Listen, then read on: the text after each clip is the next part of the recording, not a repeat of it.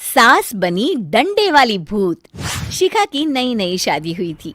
उसका मायका और ससुराल दोनों कानपुर में ही थे, इसलिए उससे मिलने उसके भाई अक्सर आते जाते रहते थे। ये बात शिखा की सास मीना को बिल्कुल पसंद नहीं थी। मम्मी जी, आज राहुल भैया आ रहे हैं। कौन? तेरे चाचा का लड़का? जी मम्मी जी। अरे पर वो तो दिल्ली में रहता है ना।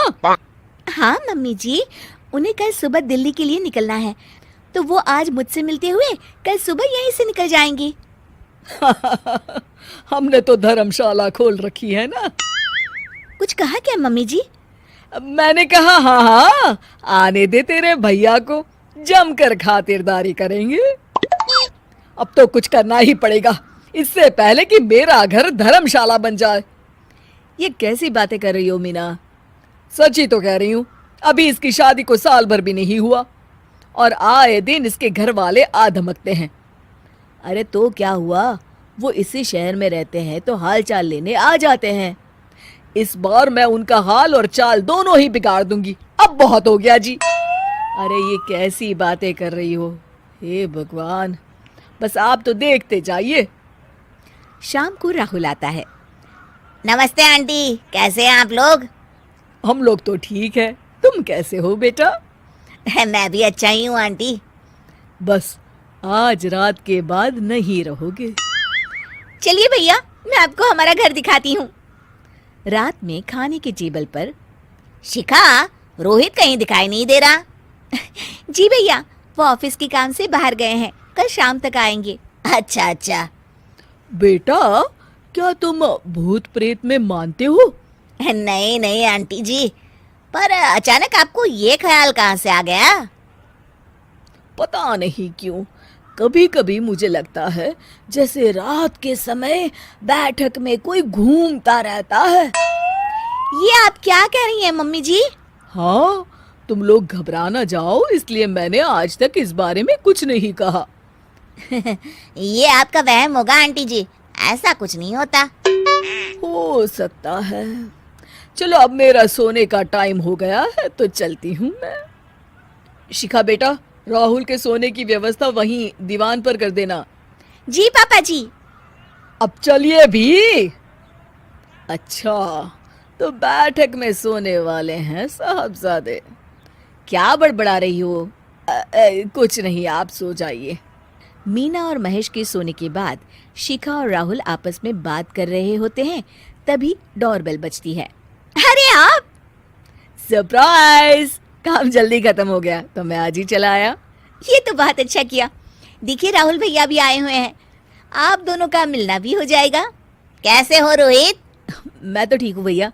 शिखा, मैं भी आज यहीं सो जाता हूँ, राहुल भैया से बातचीत भी हो जाएगी। अच्छा अच्छा, ठीक है। मीना आधी रात को उठती है, कंबल मुंह से पैर तक ओढ़ के डंडा लेके बैठक में आती है और देखती है दीवान पर चादर ओढ़े कोई लेटा हुआ है। देखो तो कैसे मजे से सो रहा है बहन के ससुराल में। मीना ताबड़तोड़ 4-5 डंडे मार देती है। अरे मर गया, अरे बचाओ बचाओ, कौन है? मीना जल्दी से अपने कमरे में भाग जाती है। हे भगवान, ये मैंने क्या किया? ये रोहित कहाँ से आ गया? लगता है ये नालायक राहुल मेहमानों वाले कमरे में सो गया होगा। आज तो इसकी खैर नहीं। उधर बैठक में, अरे क्या हुआ रोहित? मैं बाथरूम में था, तुम्हारे चिल्लाने की आवाज सुनी। पता है भैया, मैं सो रहा था, अचानक से कोई आकर मुझे डंडे मारने लगा। ये क्या कह रहे हो? लगता है तुम भी आंटी की तरह भूत प्रेत में मानते हो। नहीं नहीं भैया, सच में कोई आया था। मैं तो जा रहा हूँ मेहमानों वाले कमरे में सोने के लिए।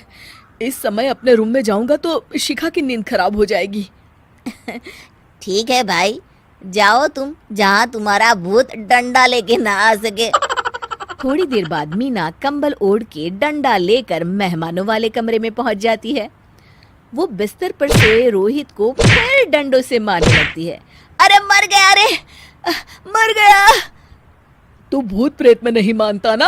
ये ले, अब डंडे खा। हैं? ये तो माँ की आवाज है। रोहित कंबल खींच देता है। बेटा तू! अरे ये क्या कर रही हो माँ? मार मार के मेरा भरता बना दिया आपने। माफ कर दे मेरे लाल, मैंने तो तुझे ही मार मार के लाल कर दिया। मैं तो उस राहुल के बच्चे को सबक सिखाना चाहती थी। राहुल भैया को?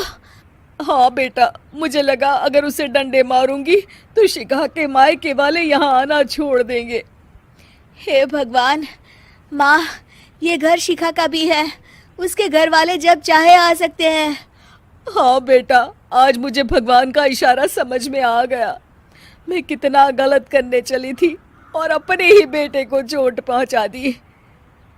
अब चुपचाप जाके सो जाओ माँ, और किसी को कुछ बताने की जरूरत भी नहीं है। शिक्षा दूसरों का बुरा चाहने वालों के साथ भी बुरा ही होता है।